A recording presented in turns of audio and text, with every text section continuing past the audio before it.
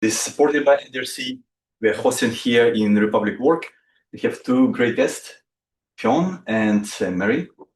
They have their own presentation. Probably it's better if you introduce yourself. Yeah, sure. Briefly. Right now? Yes. Yeah, my name is Fionnan Sullivan. So I'm the founder of Annam, and I'm a consultant, HR consultant. I've had a varied career starting in financial services, and then I had my own HR outsourcing and recruitment firm that I merged with another firm, and then I've been consulting ever since. I'm delighted to be here. Republic of Work are actually my first pilot client for this new system, HR system that I've come up with Annam, and delighted to be part of pre-accelerator of NDRC as well, coming up next week. Thank you. All right. Morning, everyone, online and here, and thanks a million for the invite from Republic of Work. Yeah, my own background, I spent many years working across different industries, and I suppose in the last 10 to 15 years, starting with legal first, having now both backgrounds in legal and HR, I combined that into, I suppose, my consultancy business in the last number of years. And I suppose what my business brings, I suppose, is straight talking HR consultancy advice, the approach as well as the legislation and what SMEs and business owners in particular need to do and need to be aware of. And I suppose that's the spirit of what's happening this morning now with our discussion on pay transparency. Yeah, that's me. Thanks. Great. Thank you. So I guess today we'll cover a few topics from AI strategies, right? Yeah. From like a chart perspective, from scaling business, and EU Pay Transparency Directive, which is coming soon, next month. June. Yeah. Yeah. So I think that would be like important for anyone to watch even later online. So let me just briefly show a few slides.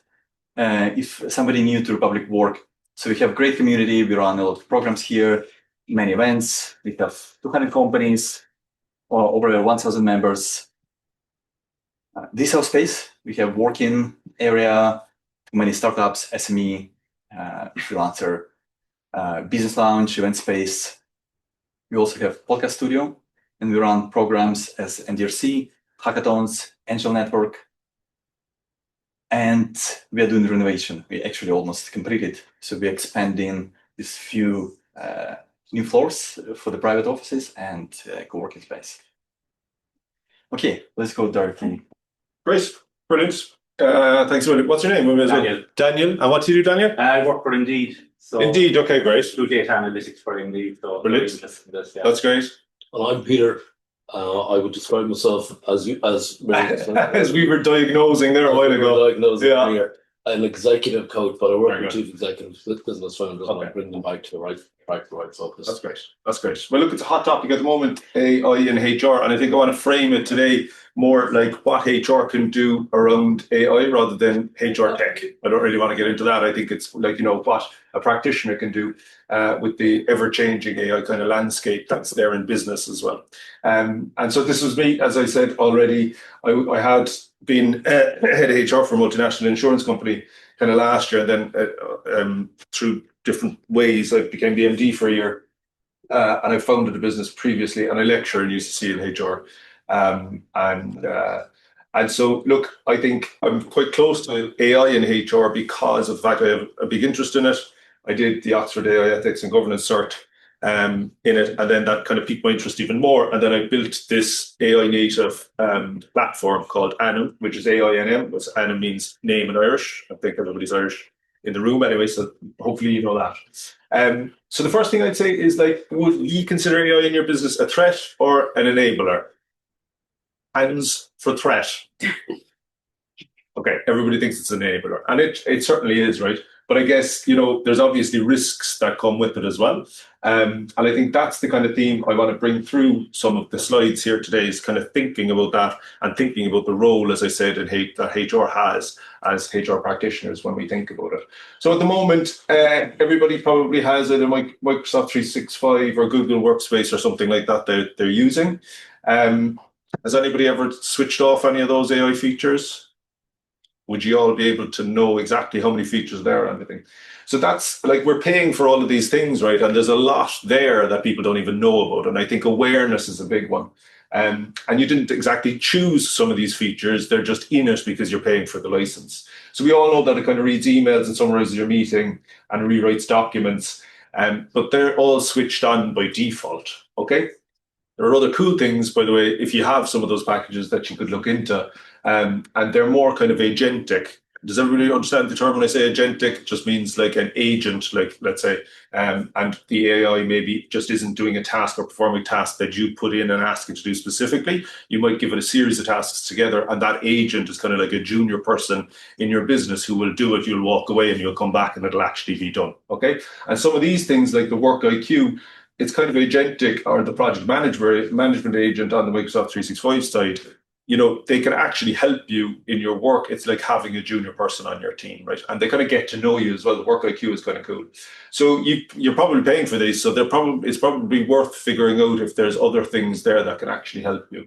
So it's really positive, and they're enablers, right? On the other side, and the threat side, I guess, like, you know, I'm talking about 365 and things, and they're licensed, and so they're in a sandbox, and it's protected, let's say.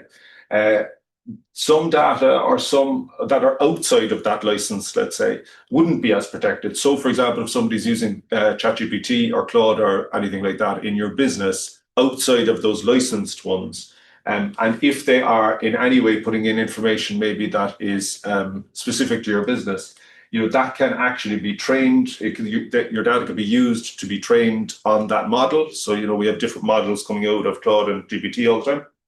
And it's constantly training from everybody who's putting information into it. And so you got to be very careful in terms of your contracts, your salaries, your IP, especially when we're talking about HR. Okay. So you pay for the protected version, you should use that for sure.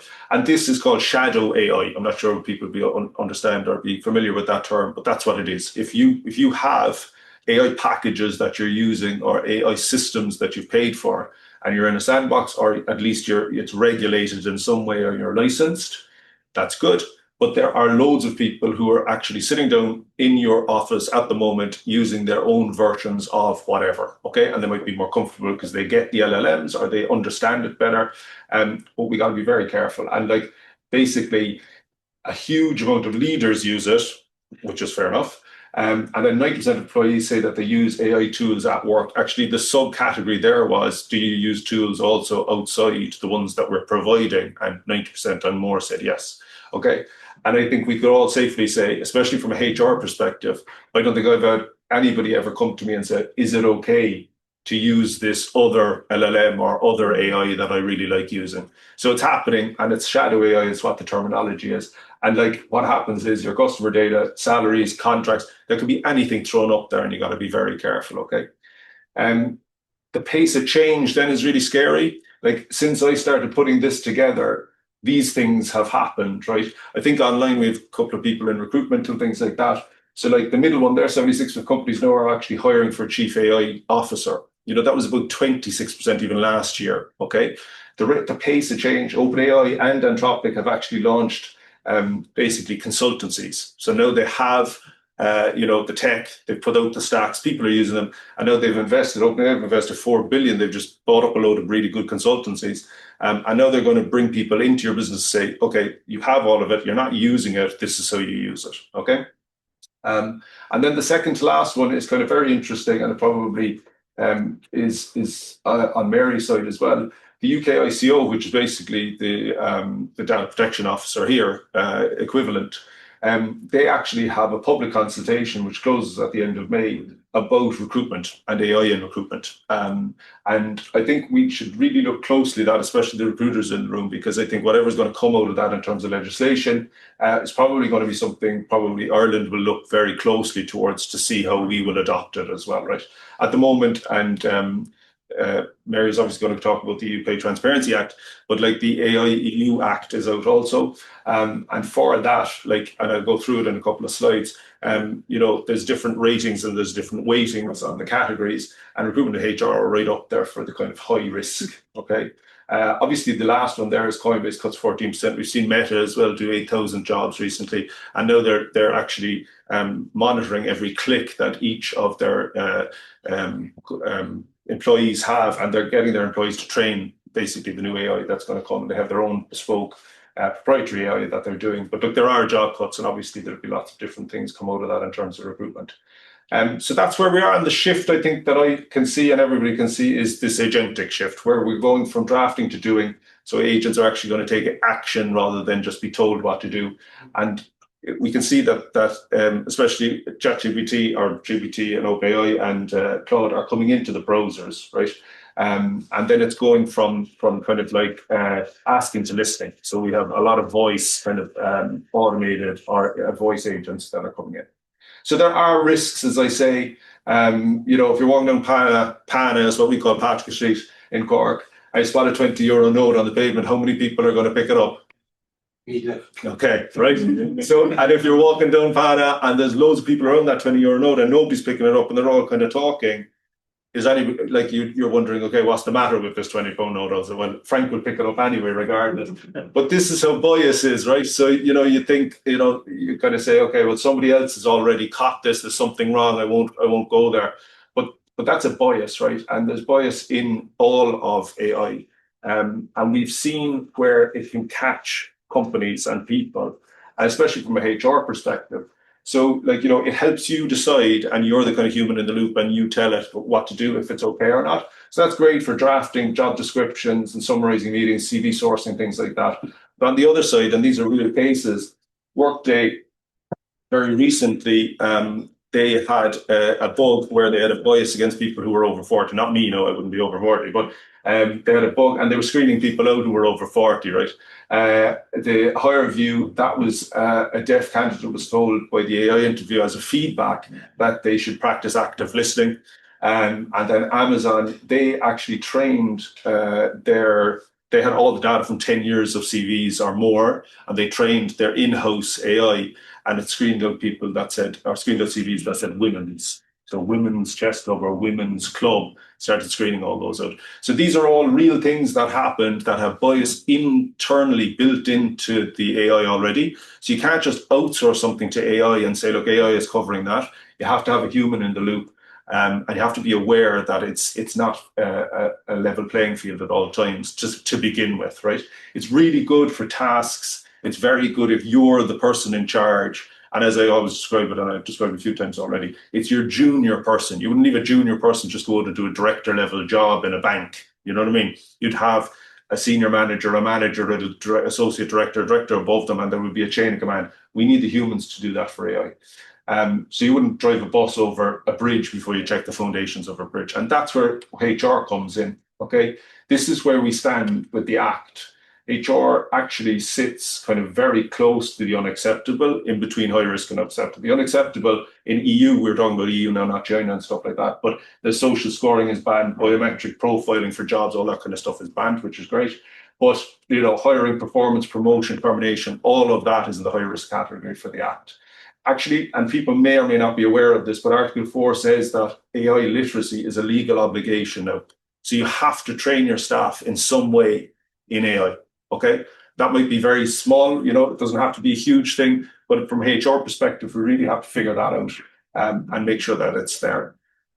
This is across the life cycle, and from green to red, these are the kind of things that, you know, we do on every day, which are fine if you have AI in them, but, you know, it needs higher levels of oversight, and there's a burden on that, especially when you get to the kind of red signals. And so some of the ones here, you know, drafting a job ad is low, that's grand. An alarm going off, that I'm not sure where that sits. But everybody's looking around. It's that classic Friends thing. Should we go or should we not? It seems like it could be. Anyway, I think I'll continue until we're told get out. Will I? Or what HR will do in this situation? What, Kyle? What HR will do in that situation? Exactly, yeah. Well, what AI is. What's the risk? What's the risk here? Exactly. Yeah.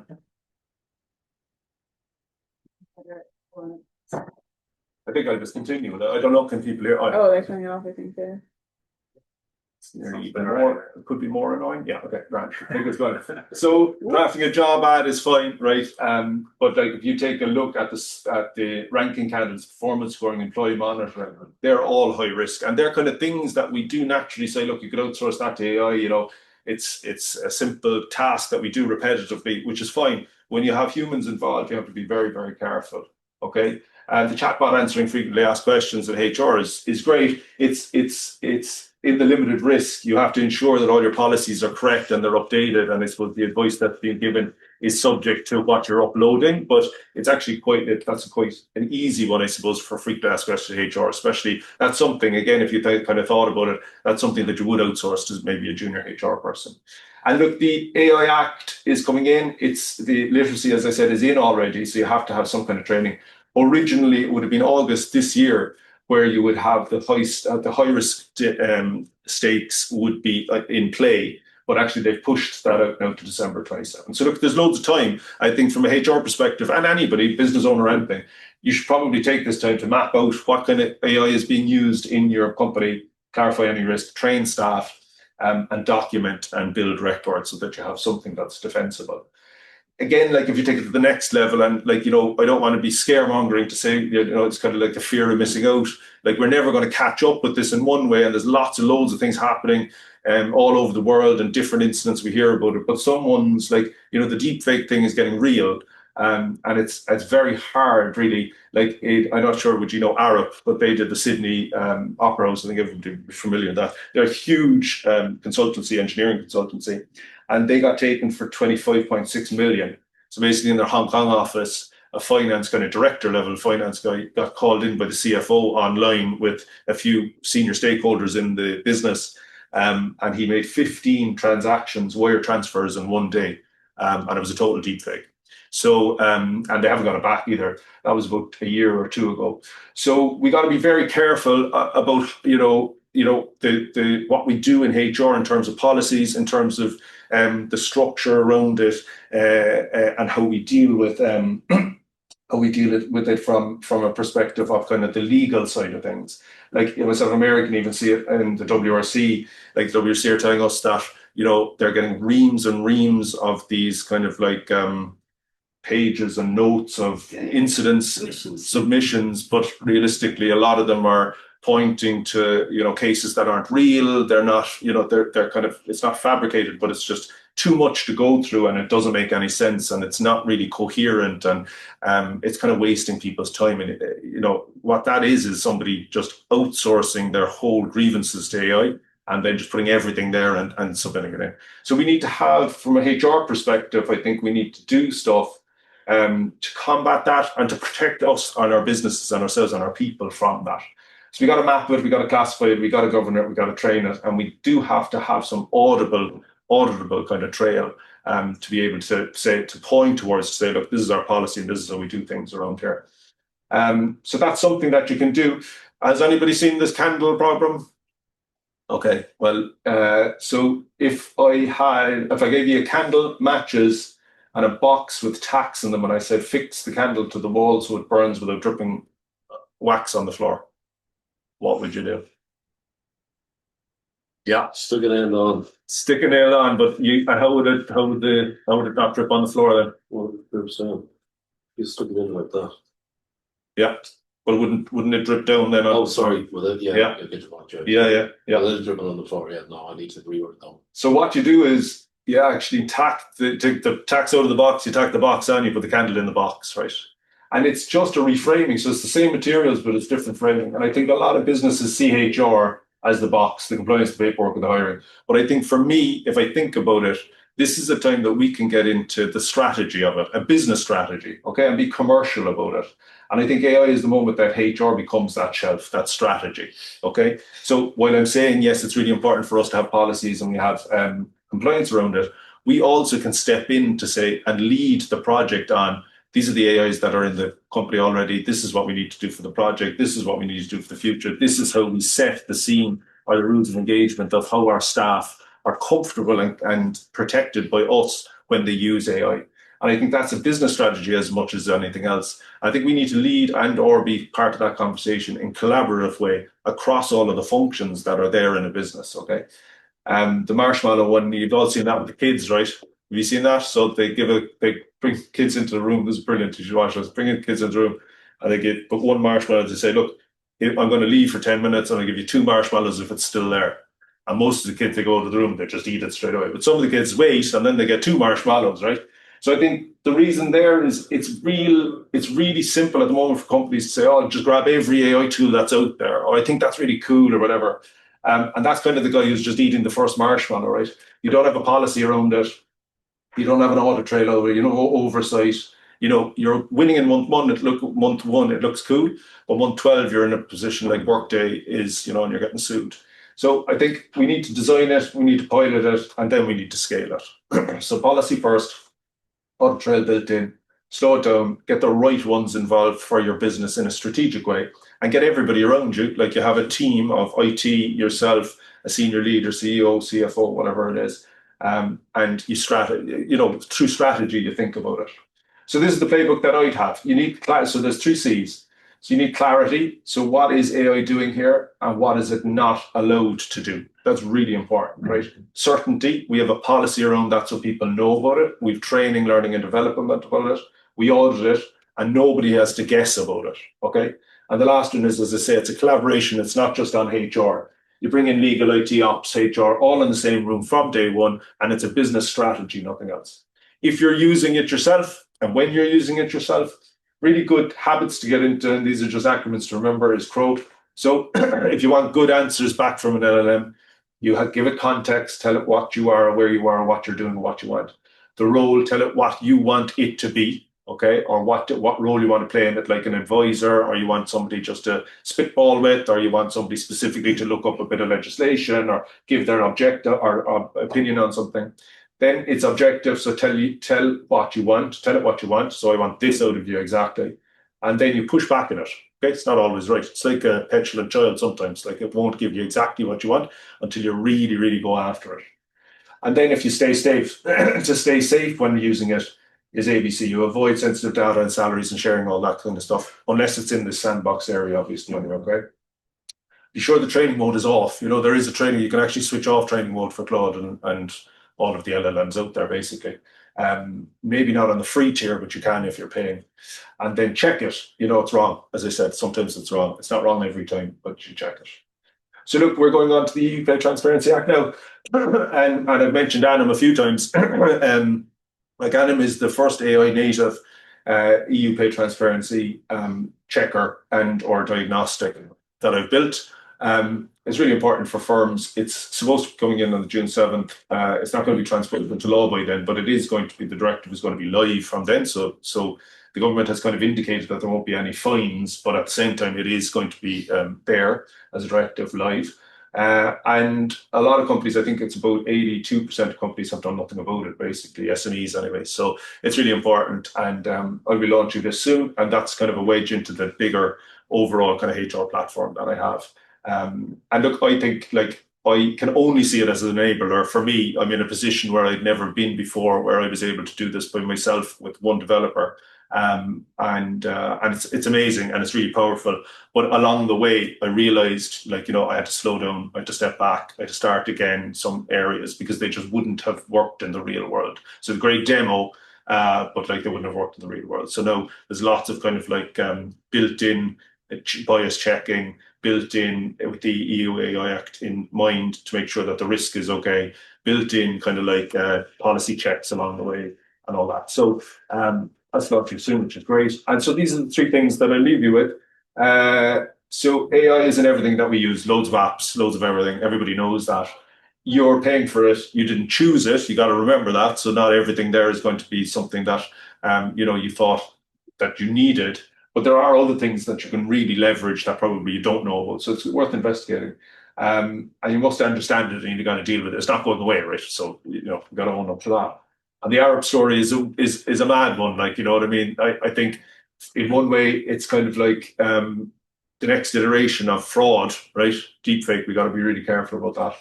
But the rate of change in general is frightening. I think that can be overwhelming for people.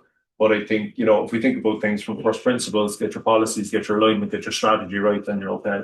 And then the marshmallow, okay, 2 beat 1, go slow to go fast. You just don't have to pick all of the new shiny objects in front of you. Make sure you've done your due diligence. Make sure it works for your strategy. Make sure it works for your business.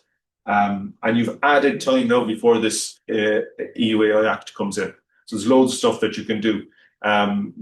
They've probably been bought nearly another 18 months, nearly something like that, 12 months anyway.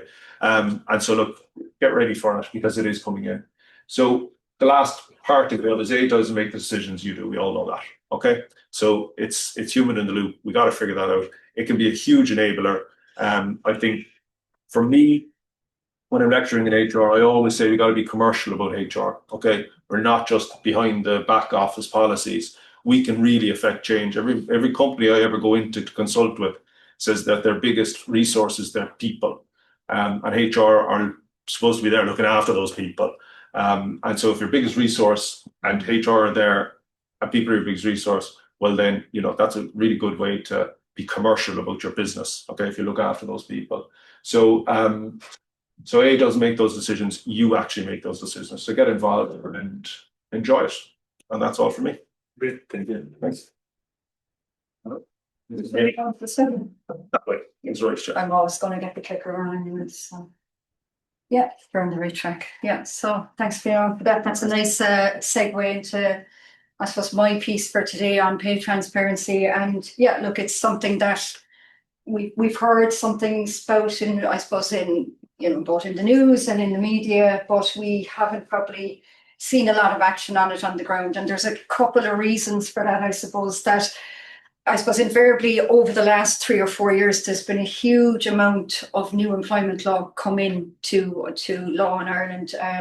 Post-COVID, we saw things like hybrid working, flexible working, the 2015 WRC Act. There was a lot of change came together, and that was unusual because I suppose any kind of other previous to that, any new employment law, it would be kind of stepped out. There could be gaps. There was key elements that came out over a number of years, but in the last few years we've seen a lot. And I suppose the problem with that is we know with a lot of companies is they will look at the date and then they will say, well, it's not happening right now, so let's worry about that later. The problem with pay transparency is, and we'll get into it shortly, is that unfortunately there's a big lift involved in getting ready for it. So I suppose that's pretty much what I want to touch on today, what it is, what it means, and I suppose to demyth the scary part of it as well. There's huge fear around it, and I suppose highlight a couple of the positives as well. So I suppose just a quick one on myself, Master HR Solutions. So again, I suppose I would have spent a lot of time working in industry over the years, everything from legal, financial institutions, agriculture, pharma, you name it, I've worked in it. And I suppose my first love was law. I studied law in college. The plan was always to go to the bar and all of those things. Life gets in the way, 4 kids later, and yeah, that things change. So I suppose I'm still delving in and out of it. HR combines very well with law because you end up getting into the WRC and the labour courts. And I spent a lot of time over the years doing that for clients as well.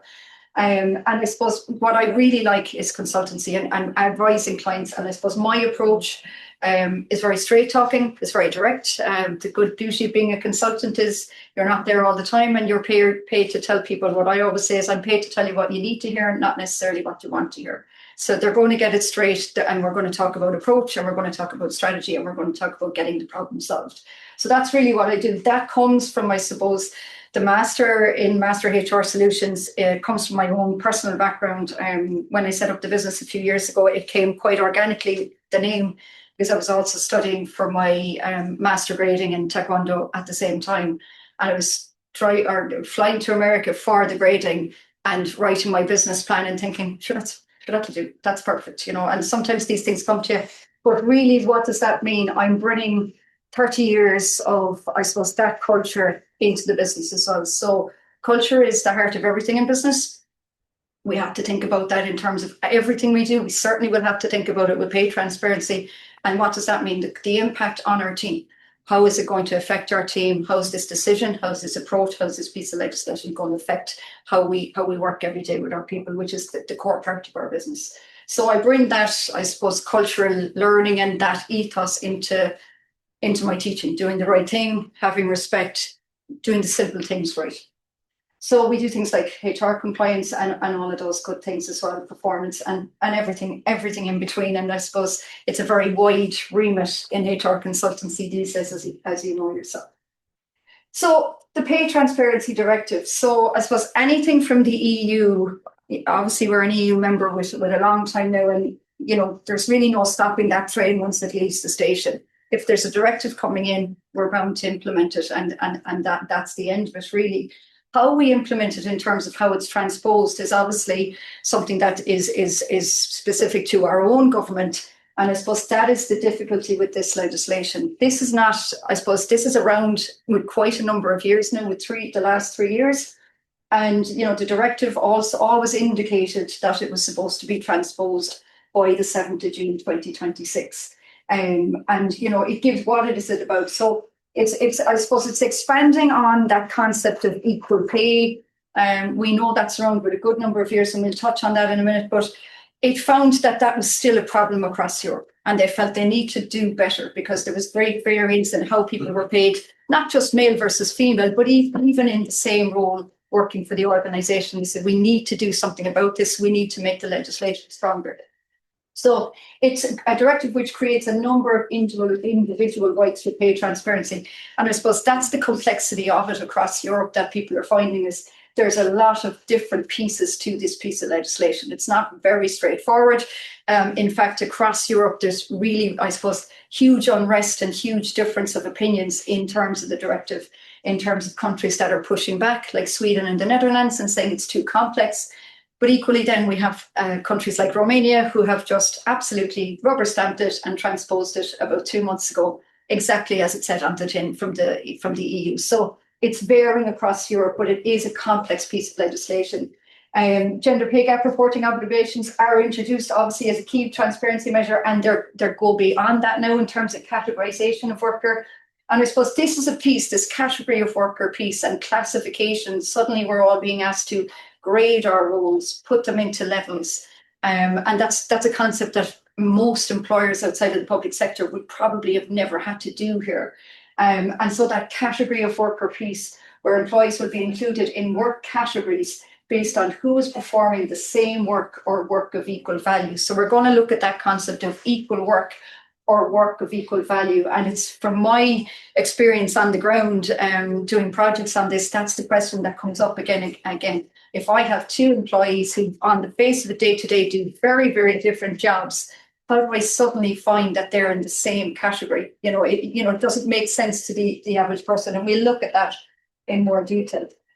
So as I said, that concept of equal pay, it goes right back to 1918, post-industrial revolution, end of the First World War. There would have been the first, I suppose, hint of females entering the workplace. No choice during World War I, munitions factories, etc., etc. And that's when the first concept and the first rumblings of this would have started. So it isn't, I suppose, a new concept. We can see Treaty of Rome, the Equal Pay Directive there, and I suppose a very important piece of legislation for ourselves way back in 1998. And I suppose the 90s, some of you aren't old enough to remember the 90s, I'd say others are, but the 90s was a time when I suppose a lot of females in more great numbers started entering the workforce, certainly in this country anyway. So that piece of legislation came in. And that's probably what's the biggest shift here with the Pay Transparency Directive is we would have thought as a nation and even as Europeans that was probably as far as we were going to push this in terms of enforceability, legislation, accountability for employers. So, and you can imagine that with that amount of people entering the workplace, greater gender equality in the workplace in terms of numbers, if this piece of legislation was going to come, it would have came within a short space of time, and it didn't. And the problem with that is we have now for the last almost 40 years or 30 years been in a situation where we have had the freedom to assign a salary to a role without thinking about, well, is this the same as the person sitting next to them out on the desk, or am I going to have to give him what he wants because it's a competitive market and there's 3 other people looking for him and I need this work, I need him to do this project or whatever else, and I'm going to have to give him what he wants, even if it's not the same as his colleague that's going to be sitting next to him. So, post 1998 up until 2026, if we've been doing that as a nation or as across Europe, you can imagine the complexity now of suddenly unraveling it. And so, there's a lot of, I suppose, trepidation around what does that mean for organizations, the fear of it. It's a huge cultural shift. And I suppose looking at what are the key provisions, I suppose, that it's asking us to do. So it's asking us to put structures are to be put in place for equal work or work of equal value.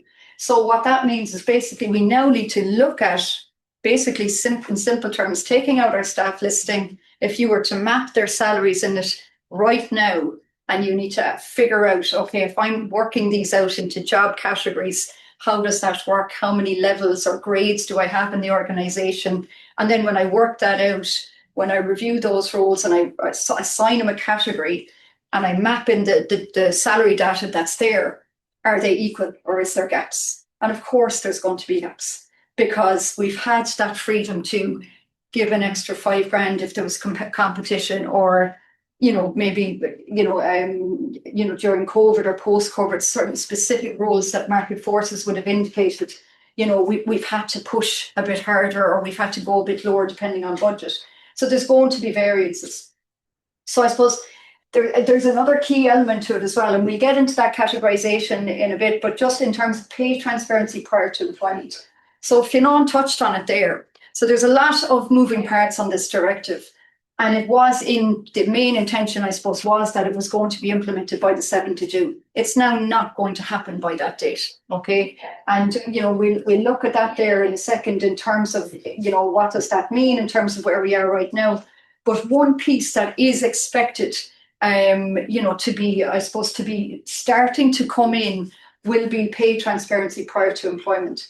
And what that means is, yes, the directive will be live from the 7th of June 2026. It's not yet going to be transposed into Irish law, but one thing that we have to start thinking about now and getting our head around and getting prepared for is that prior to employment, we will be expected to post the salary or salary range on the job advertisement or advise the person prior to interview at a very early stage.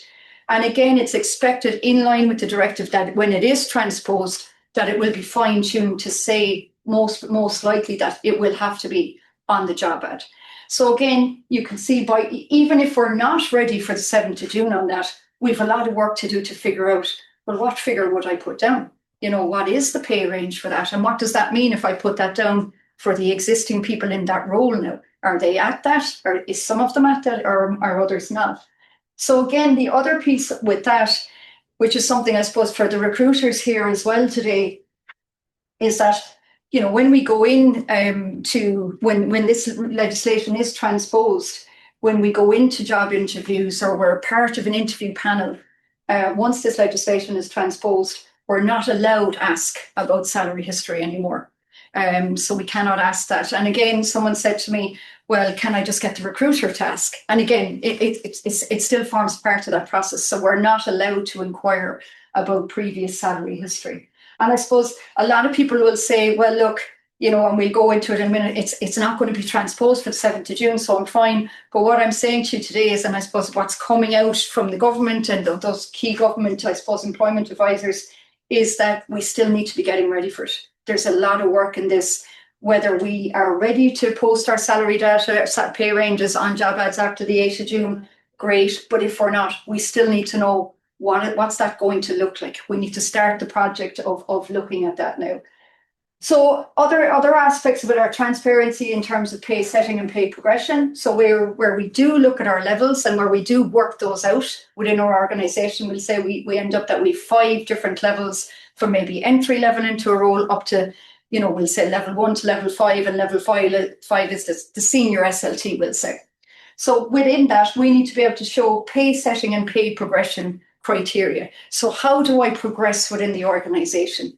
And that's from, I suppose, a salary point of view. And obviously, if we have our levels done and we've worked out our ranges, it should be clear to see if I step up to the next level, what that range will indicate. But also what we'll need to show is, well, how do I get up there? How do I get up to the next level in the organisation? What's the criteria for that? How do I say, well, like I'm either ready to go up there, or, if you have someone in front of you and you're doing a performance review, how will the manager know, that they're ready to step up or what they need to step up? For example, do they need to go on a training program?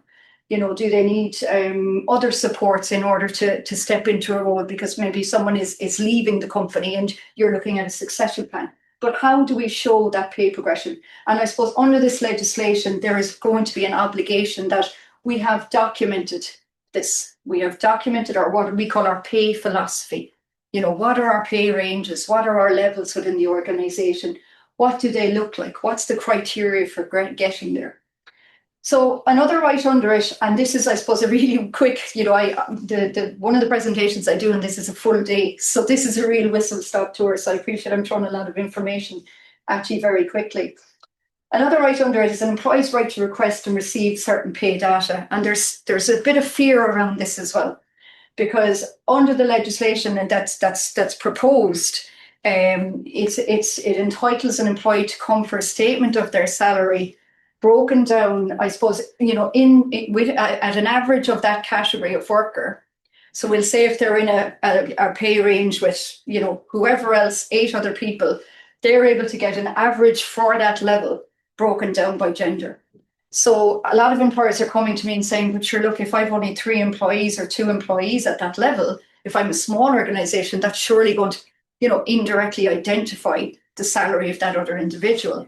And so what the directive is doing in that case, and, you know, this is going to be very new for employers as well, especially SMEs to be managing, is they're going to have what's called employee representative groups. And that's a concept we possibly know from 2 things already, redundancies and transfer of undertakings. But in those 2 cases, it's important to remember that they're temporary. Those employee representative groups are there for a purpose to support a process for a number of weeks, after which time they're not there any longer. With this, they're going to be there. They're going to be there all the time, because this is an ongoing piece of compliance that has to be dealt with. And so, but what will happen in that case, if someone comes in, there's 2 of them in that job category or level, and they ask for an average statement of that category, broken down by gender, and obviously there's a risk of an indirect data breach with that. What would happen is it would be the employee rep, or if there was a union rep brought in, they would be provided with the information, and all they would be obliged to say to that candidate or that employee would be, you either have an equal pay claim or you don't. They wouldn't be allowed to divulge the actual figure.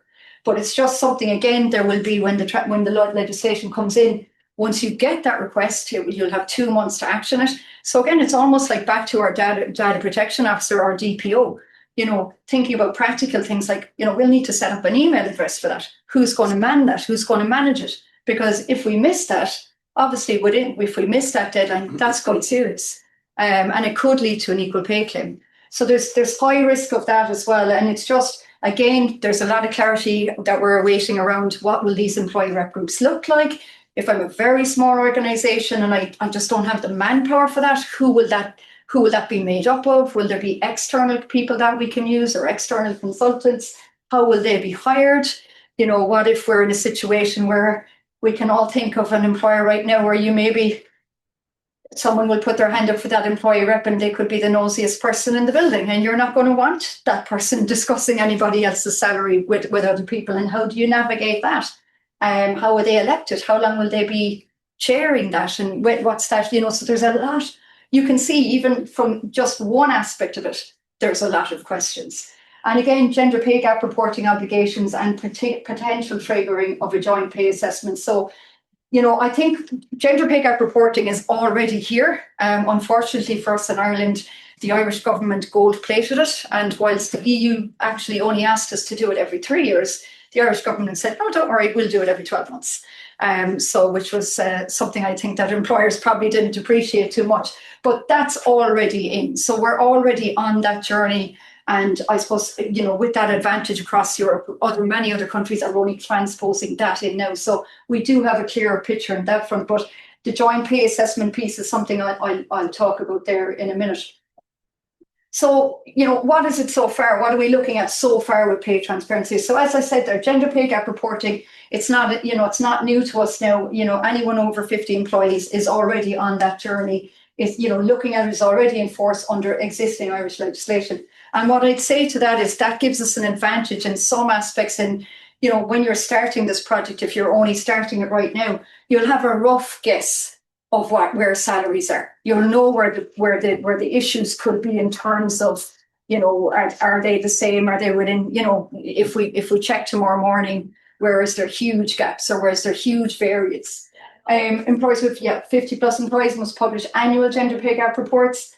Existing Irish equality legislation, we already know, as I said, from way back in 1998, that already provides a framework for equal pay claims. So obviously one of the big fears with this is that when you set your levels, you put in your pay ranges for that, and you realise that, God, John, Jim and Mary in level 3 of this, in my grading structure, Mary's paid 25 grand more than the other two people. How am I going to rectify that? What are the justifications I could potentially use for that? And again, obviously, if there's none, there is obviously a fear and a risk of equal pay claims out of this piece of legislation as well. But look, we'll go into in a minute. There is a lot of, believe it or not, it might be very doom and gloomy so far, but there is actually a lot of positives for HR in doing this slip. So again, Ireland has published the general scheme of the Equality Miscellaneous Provisions Bill. So what does that do? That proposes mandatory salary ranges, pay information for candidates, and again, a ban on asking candidates about salary history. So again, these are the two, I suppose this is the only piece of legislation that's active through the Houses of the Oireachtas at the moment. And I suppose if the government are going to get any win in terms of, having their homework done on this, this is possibly the only piece that we could see coming in very, very quickly over the next couple of weeks. But again, I suppose to say that brings its own worries, because we say, well, look, we can easily do this. We can easily do, we inform everyone they can't ask about salary history, in interviews. That's fine. That's fairly straightforward. But how do we do the first one if we don't have the job architecture in place, if we don't have the analysis done, if we don't have our data collection done? We won't be ready for that. And I suppose what the government are saying in that is, they're not going to come after you in terms of enforcement or sanctions at this stage. And, there was a lot of pushback in it saying, look, you don't have the legislation transposed. Therefore, we don't know what this is going to look like under Irish legislation. Therefore, it's really hard for us to be out the gap with this and way down the road. So, but again, I suppose what we need to be thinking about is, there is still a lot of moving parts to it. So what I'd be saying to you is, the danger is when you're working in HR, you're working certainly in any type of role in finance now, that is maybe bringing this to your CEO or bringing this to people higher up, and you're saying, this is coming in. They're going to say, well, look, it's not coming in now. It's not going to be enforceable for at least another 12 months. We'll do it later. We'll do it in January. We'll worry about it in the fourth quarter. There's a huge amount to work at this, and we'll go through those steps there in a minute. But there is a big lift in this, in figuring it out, and also in strategically looking at the risk. What are the concerns? Who's going to be involved with the project? What do we need to kind of, be thinking about now, so that we're, even if we are at risk of an equal pay claim, we know about it in advance. We know about it. We're going to be making a plan for that. We're going to have a strategy for that, or we're going to be able to action that over the next couple of weeks. So I suppose the following obligations are not yet fully enacted, but these are key pieces that will be coming in. So again, as I said, the employee right to detail pay information by comparator category. So again, we won't be able to provide that information until we have it worked out. Full pay transparency and pay progression disclosure rules. So again, disclosure around how is pay set, what's the rationale for that, and again, that can be down to what's the business strategy, what's the actual strategy for that department, and again, some of that will be able to be seen, and others, you could have a potential merger in the background that no one's aware of, that you may not be able to bring into that makeup or that piece either. Prohibition of pay secrecy clauses. So again, that's a key piece in terms of we won't be able to put anything into contracts anymore in terms of that, prohibition on speaking or informing about your salary or anything like that. And I suppose that's a big cultural shift. As people working in organizations, I don't know anyone who would turn around to a colleague and say, yeah, I'm on X amount of money and this is all my benefits. This is something that's happening more and more now, and it's not something the employer is going to be able to action or take any kind of compliance action on in future. And that is, I suppose, one of the key pieces around this as well. And it's a huge cultural shift from what we're used to. It's very uncomfortable to suddenly, as a HR practitioner, walk down the corridor and two people are discussing their salary and their benefits, and it's a new, I suppose, far removed from where we were. So again, joint pay assessments, we know they're there if there's a gap in terms of pay over 5%, but this will be more enforceable now, and we will be more held to account on what's going to be looked at there. So again, I suppose the government update, and this is what a lot of people are wondering, what does that mean now? It's less than a month away. The Irish government has confirmed implementation will happen on a phased basis, so employers will not be penalised immediately for incomplete implementation by June 2026. And additional legislation is still being developed to complete the transposition. So, but with that, I suppose, and look, I don't know how many slides, I think I have 3 or 4, but we're running out of time. But I suppose what I would say is, we can't rest on our laurels now. What I would be saying to you is, regardless of the size of your organisation, we need to, I suppose, start working at this category of worker piece and basically evaluating our roles, and factoring them into different levels. And look, that there's a couple of more slides on that we'll go into very quickly. But basically, I suppose, in terms of that like-for-like comparison, that definition that we looked at earlier, equal work and work of equal value. Equal work, I suppose, it can be made between workers performing the same work. And look, that's pretty straightforward. We still evaluate the role. But if you've got 2 accounts assistants working side by side, same terms and conditions, same pay and benefits, you've looked at their job description. And again, that's a key part of this. And that's probably the starting point, is gathering up that job data that you have. And you found that, I can't find any difference between them. Then, they would come under the equal work category. Work of equal value will be a bit more detailed. And I'm supposed to be very quick about it. My first advice to clients is gather all your job data that you have. And not to panic about that. 30% of your job data will be fairly up to date. Maybe 30% won't be fairly up to date. The person could be in the role a long time, or 5 to 6 years. That job description needs to be reviewed. It could be changed through AI. There could be things removed from it, or indeed, as we do in Ireland, when someone's doing a good job, we generally give them more work. So there could be additional tasks on that we're not seeing. And it's very important, because the data you gather, and that other 33% could be where you're saying that person is in the role 25 years, don't think they ever got a job description. Then you're building it from scratch. But to be clear, you're not building it to suit what you will be needing in the future. You're building it to reflect what are they doing every day. And really, that's the data that you gather, you assess, and that's critical, because this is going to be, obviously, this is still risk in terms of equal pay claims, in terms of grievances, in terms of queries, but it's very important that the data we analyse is as up to date and as reflectively accurate as we can make it.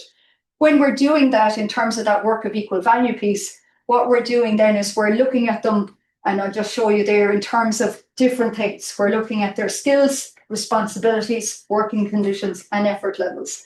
And it's scoring them out of that. And again, there's different ways of doing that. You've got very simple methods, like a kind of a ranking method or a classification method, where you'd have maybe less than 10 people, and it's very easy to see from your org structure where everyone is. But equally, if you have more, larger structures, larger organizations, you could be looking at things like a factoring model or a points model, where you're effectively math scoring them to find what does that score in terms of skills, responsibility, etc., etc. And really, in theory, you should be going, as you go up those levels, you should be, I suppose, scoring higher. And I suppose, how do we do that? When we look at the skills, responsibilities, working conditions, and effort level, we're going back to our job description again. We're going back to that job ad, and we're scoring that out. And it should marry. And again, you're going to have descriptors at each level for what that is. So again, you have your pay progression piece, you have your justification piece in terms of, well, how do I get to the next level? Okay, I need a level 8 for that. Or if I'm going to move up to level 4, I need, whatever training course that I need to do. So again, I just covered quite quickly. But again, you can see there, we've just covered, I suppose, common evaluation methods in terms of that ranking and the classification, and the different companies, different company sizes that we generally use them. So as I said, this is, I suppose, a very quick whistle stop on it. And again, I suppose, there's considerations there, but I just wanted to just finish with this one. in terms of what you should do now. And these are, I suppose, the key elements is gathering your job data, seeing what you have and what you don't have, where you need to update it, where you need to maybe validate it with managers, training your managers on what the rationale for that is. And that's essential, so you don't have 5 different managers checking it in a different way, maybe giving it less time for one manager. And again, equally, maybe giving a manager can obviously give, you know, a star employee a great evaluation, and maybe someone who's not performing, maybe they're not going to score them as highly in terms of that role. So again, taking out that bias word as Fionnan would have looked at. So there's a huge education piece around it. But in terms of that, as well as gathering your job data, putting your project team together, how are we going to communicate this to our staff? What do we need to think about there?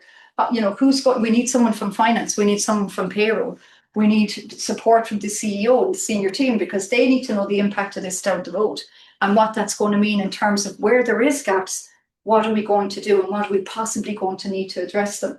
And again, I suppose looking at the, you know, defining your salary ranges from there, using our methods, you know, the method that's going to suit your organization, both stress testing that, not be afraid to challenge that, you know, does that role really fit there? Just because the salary suggests it does, but I've evaluated at a lower level. So does that mean that person is overpaid? And if so, do we have to what we call red circle those roles, or green circle them where they might be entitled to greater pay or an increase? So again, there's a huge piece around that.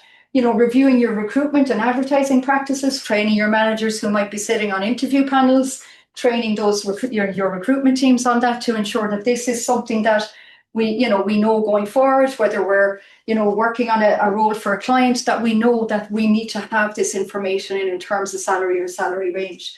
And again, removing reliance on salary history within processes. So I don't know what I'm up to do there. Oh, did I turn off the whole thing? That's the wrong button.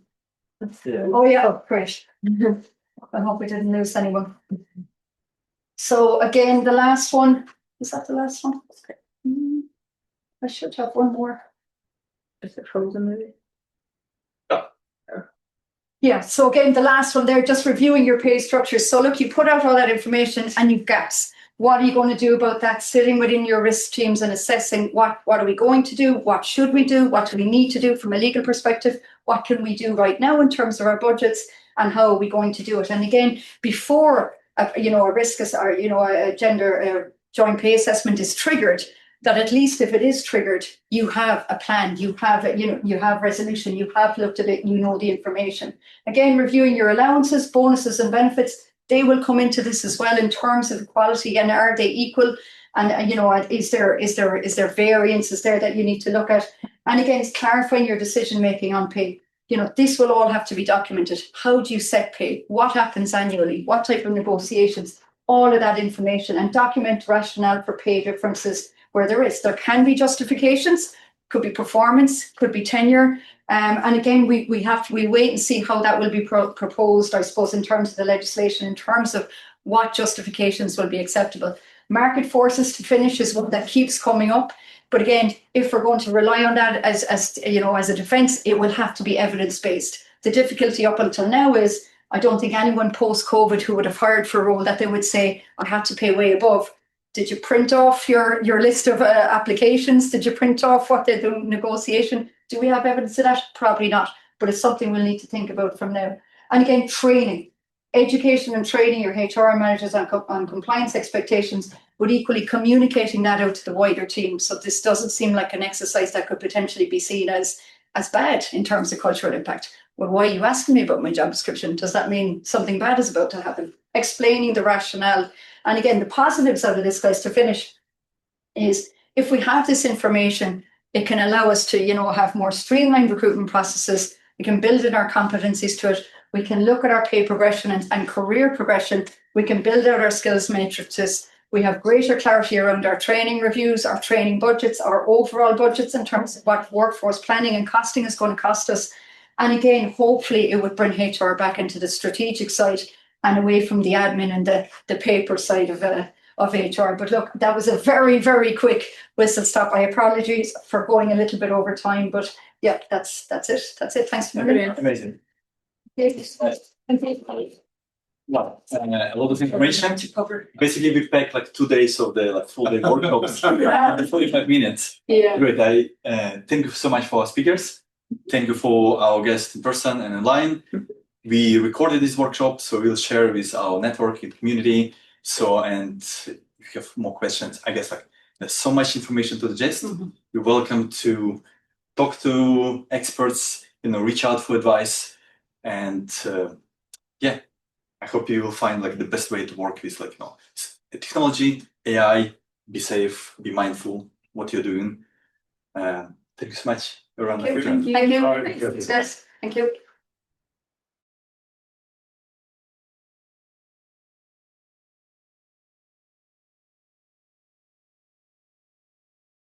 But it seems like what you're talking about there is a reason to outsource a lot of that stuff, right? I don't know how that plays into the equation. I have, just like say, I have a couple of people working in my accounts department. You know what? It'd be easier to set them up as a separate company and let them be subcontractors, right? I don't know if you have a comment on that. On the other one that crossed my mind is salespeople. They're very often paid on incentive, half their salary or sometimes less than half their income is salary, and most of it is very often commission. And it's very hard to find what's different between that salesperson and that salesperson. They're very subtle. But again, I suppose that could come down to your performance justification if you have the KPIs. But again, this is where it's going to have to become evidence-based now. And again, that's a positive for HR because we know performance management is poorly used at a lot of the time. And this is going to force that into a situation now, which is good for managers as well, that you say, look, you got to document that meeting now. You got to have clear KPIs. You got to communicate them. You got to sign off on them. And again, at the end of the year then, if one sales rep is up against the other and he's got less, you can show why that is, that. But the difficulty is for a lot of the clients that I would deal with, where you go in and you say, well, okay, they've got approval for this bonus, did they all achieve it? Well, no. Well, why were they getting it? And how do we balance that between the person who does 60% extra and the person who does 10 if they're getting the same? So that's where the difficulty is going to be. So it's going to shift, it's going to force the conversation in terms of other elements where you have been light in terms of doing your homework, doing your paperwork, And everything is in scope, right? So it's bonuses and everything. It's not just the base salary. Exactly. So it's all elements. It's pension contributions. It's everything. So as Mary says, I think it's a positive thing. I mean, it should be a positive thing, but it's like the two of us are talking about the same thing. And one essence here up today is these are big cultural projects, cultural change projects or change projects where you have to get organized. You have to have your methodology or you kind of set the tone yourself for your company, how you're going to engage with it. Then you're going to have to get structured in terms of getting organized around policies and things like that. Then you're going to have to do a lot of training with people who are kind of at the cold face. And then over time, culturally, it should hopefully kind of stick. But the directive, like there are two directives backing this cultural change as well, and these changes, the EU AI Act and the EU Pay Transparency, they're not going away, like they're going to be here. So companies are going to have to do something about it. Yeah, and it's more difficult for the SMEs because they don't have the big systems, the Wills Towers, Watsons, and that's why Fionnan's tool is far more user friendly for the individual. That because look, I did it in terms of the training the other day. There's a lot to do with this in terms of back office knowledge. But when it comes down to it, when you're the HR person and the door closes and you're told by the CEO, right, you do that, off you go now and start that project. It's like if you've got a huge team, this is not something you want to be doing on an Excel document. It's interesting though that you mentioned, like I hadn't really thought or heard from any clients that I've dealt with about somebody thinking like, okay, well I could get that outsourced, rather than, and like, you'd obviously have to do redundancies and things like that. But that's the first time I thought, I heard that crossed my mind. I'm going to have this headache. Sure, So just outsource it. I don't want to say get rid of the people. I don't mean it like that. But would it be easier to just have this as something? I'd say there's nothing off the table in how this will be dealt with, but this is exactly why it's important for employers. Even if this isn't going to be effective in terms of enforcement for another 12 months, you have to know what your house looks like. Yeah. However, as I say, it's the warts and all conversation. You're putting it all up. I call it raw data mapping. So you're putting it in and saying, right, where are the big red flags here? This is exactly, this is where the risk is. And knowing that, you can make those strategic decisions. We're pre-budget in a lot of companies at this stage of the year, you can make those decisions. Okay, look, this is going to become a problem, rather than having a huge cultural impact on our people when we're maybe in a good place, or maybe we're in a really bad place as it is, and this will be the absolute catalyst to wreck it. We might do that. But again, you won't be able to do that unless you've started looking at this. The only thing I'd add to that as well is that, like, these two things aren't just a HR problem, right? Mm-hmm. This is like a business strategy, all in. Everybody needs to be represented. You know, get your committee, group, whatever you want to call it, and think about it from start to finish. Because when you're talking about maths and I'm talking about systems and AI, these are very emotional things we're talking about, right? And like when you start talking to people about their salary or telling them you're frozen now for a while because you're above an average, they're sensitive conversations, right? Mm-hmm. And so you need this whole company behind you to back you up, rather than just be the HR person delivering a message that may or may not be positive for you. And again, that's why tenure is coming up as a real worry, because you're always going to be promoting the person who's given you 30-year service as a positive thing. Yeah. But you're suddenly going to go to them now, okay, you're way above the average for that grade now. I'm going to have to red circle it. What does that look like to them? What does it look like to the rest of the organisation? You know, and if there's a union involved in that then as well. But equally, it's funny that the union could form part of this in terms of being a support to the employer, because once this is implemented, it does give you that framework that's set in stone in terms of this, that it's going to be difficult to navigate around, because again, you're complying with a directive, you're complying with a fair process. But again, it comes back to, you're going to have a policy around this. How you set those grades, how many levels, what's the descriptors, you'll have to have all that tackle. So it is going to be very exposing for employers who maybe aren't where they're supposed to be. I deal with a lot of clients that are kind of conservative as far as pay transparency is concerned. And I get the feeling that a lot of them are going to kind of bypass the thing with salary. You mentioned salary ranges earlier, and I've seen salary ranges with like nearly 40k in difference. Yeah. Is that going to be a challenge going forward and actually result in more ambiguity? Because then it kind of gets people guessing, right? Is he or she on 20 grand more than I am? And our employer is just going to increase. But again, you're going to have to document that. And this came up on Tuesday. You know, if you have a wide range there and someone's going for an interview, we all know if we see a range, we're aiming for the top. You know, we're not aiming for the bottom. We're not aiming for the middle even. We're aiming for the top. So if you're looking at that, again, you're going to have in your policy, well, what does an entry level look like? How, is that 0 to 2 years? What's mid-level? Is that 2 to 4? And what's the high end, which you're going to be slow in a lot of cases to bring someone in on? Because again, do they ceiling too quickly? Will they stay with you? Correct. Can they move to the next level? So again, if you've got 40 grand, then do you have 40 grand in all your levels? And if not, why not? Is that fair? Is that unfair? Is there a lot of men versus women in that category? Could you have a bias situation out of that? So you're going to have, if you have those ranges, again, you have to be succinct about that, because again, back to your recruiters, how do they say otherwise? Well, we're starting you, it's like the public sector, you're starting at the minimum of the scale. How do they say to you, well, you can start in the middle because you have a level 8 as opposed to a level 7. But again, you have to have the backup for that. It's not enough. And again, where does it leave your salary range within that? And is there a risk then that if you've arranged that broad, they're going to be stuck in that for so long, they're going to move on? You know, what does a mid-range look like? Do they have to do a course before they get mid-range, or the senior level of that? How do you keep them motivated within that range as well? Again, all has to be documented. So absolutely. And you can, again, you're broadening what you have to pay, because, the higher you go, if it's 40 at that, they're going to expect 40 at the next level. And 40 at the next level. Do you have the budget for that? So the average it's an average as well, right? In the group, in the ranges. So like one person can skew an average a lot better than a median or a mean, let's say. But if you have a big range, you're probably promoting people to come and say, I want to have a comparator. I want a pay comparison because I'm below the average. And the average, if it's so broad, it only takes one person to skew the average massively. So you have a lot of people who would be more than 5% all of a sudden. So that's a massive headache for you as well, because when you think you're saving in the short term, in the recruitment part, let's say, in the long term, it's just creating loads and loads of problems. And I think that's exactly what it's there for, the EU Pay Transparency Act.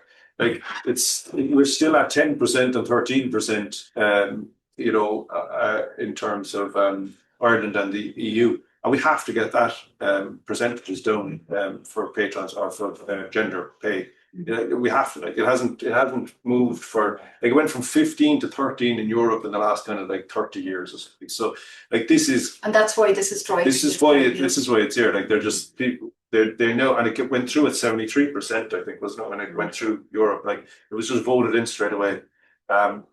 It's going to, something's going to have to change. Yeah. You know. Right, thank you. All right. Brilliant. Thanks. Thank you.